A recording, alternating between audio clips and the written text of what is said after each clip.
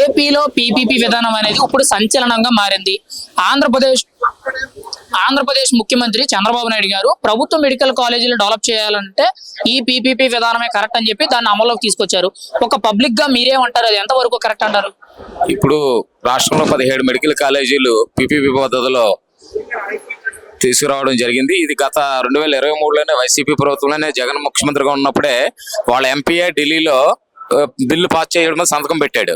ఈ రోజు మరి ఇది పబ్లిక్ లోకి వచ్చేటప్పటికి ఈ కూటమి ప్రభుత్వానికి మంచి పేరు వచ్చేస్తుంది, ప్రజల్లోని 17 మెడికల్ కాలేజీలో డెవలప్మెంట్ అయితే అనే ఉద్దేశంతో జగన్ కోటి సంతకాల సేకరణ చేపట్టి తప్పుడు ప్రసారంతో ప్రజలు మభ్యపెట్టి మళ్ళా అధికారం చేజిక్కించుకోవాలనే ఉద్దేశంతో దీని మీద తప్పుడు ప్రసారం చేస్తున్నారు. వాళ్ళ ఎంపీ ఆ రోజు ఇది కరెక్ట్ అయిన సంతకం పెట్టి ఆయన అయ్యంలోని 17 కాలేజీలకి 6 కాలేజీలు స్టార్ట్ చేసి మిగతా గాలి కుదిలేశాడు.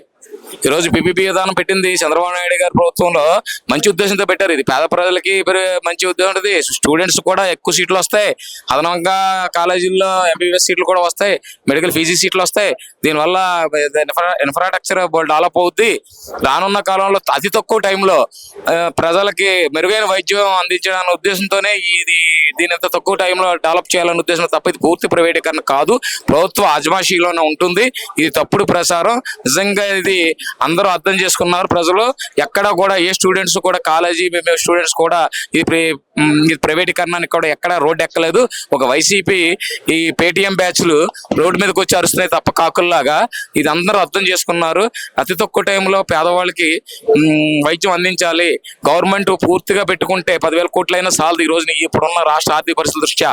అందువల్ల ఈ పీపీపీ అని ప్రైవేట్ భాగస్వామ్యం కల్పించినప్పుడు త్వరగా మన ఇప్పుడున్న ఎయిర్పోర్ట్లు చూసుకోండి, జిఎంఆర్ ఉంది, ఇంకా చాలా ఉన్నాయి. ఎయిర్పోర్ట్లన్నీ ఎవరు చేశారండి? అది కూడా పీపీపీ పద్ధతే కదా.